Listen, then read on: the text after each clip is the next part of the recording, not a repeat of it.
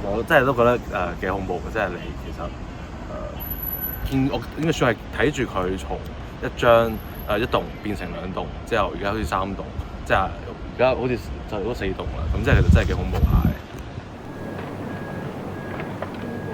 你諗下一個屋企冇咗喎，燒毀喎，換轉邊個都心噏啦，係咪啊？感同身受啦，真係好難受㗎。其實個屋企啊咁樣燒咗佢喎，真係形容唔到咯。我諗香港可能開埠以嚟都未試過呢啲咁嘅火喎，呢一下子咁多棟都燒都着晒喎，一下咁樣2棟、3棟、4棟咁全部着晒喎，係咪啊？都好震驚啊！